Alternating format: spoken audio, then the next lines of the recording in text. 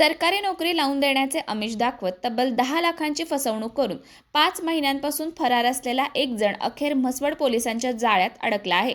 सहाय्यक पोलीस निरीक्षक अक्षय सोनवणे आणि त्यांच्या पथकाने तांत्रिक विश्लेषण, सततचा तपास आणि चौकशी यांच्या आधारे संशयिताला मुंबईतील कुर्ला पश्चिम येथून शिताफीने अटक केली।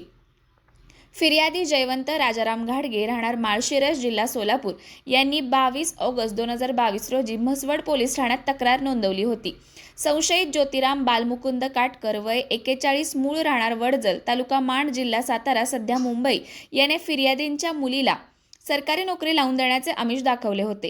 तसेच तो स्वतः मंत्रालयात कार्यरत असल्याची खोटी बतावणी करून त्याचा विश्वास संपादन केला होता।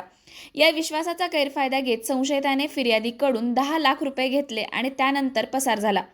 गुन्हा दाखल झाल्यानंतर 5 महिन्यांपर्यंत संशयिताचा मागोवा लागत नव्हता।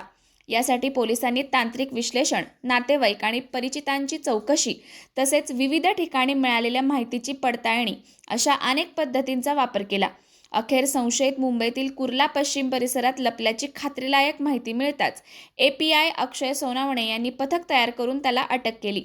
अटकेनंतर संशयितावर गुन्ह्याची पुढील कारवाई करण्यात आली असून त्याला न्यायालयात हजर केले असता म्हसवड न्यायालयाने 4 दिवसांची पोलीस कस्टडी रिमांड मंजूर केली आहे। ही संपूर्ण कारवाई सातारा जिल्हा पोलीस अधीक्षक तुषार दोशी, अप्पर पोलीस अधीक्षक वैशाली कडूकर आणि उपविभागीय पोलीस अधिकारी रणजित सावंत यांच्या मार्गदर्शनाखाली API अक्षय सोनवणे, पोलीस हवालदार देवानंद खाडे, पोलीस कॉन्स्टेबल नवनाथ शिरकोळे आणि पोलीस कॉन्स्टेबल अनिल वाघमोडे यांच्या पथकाने केली।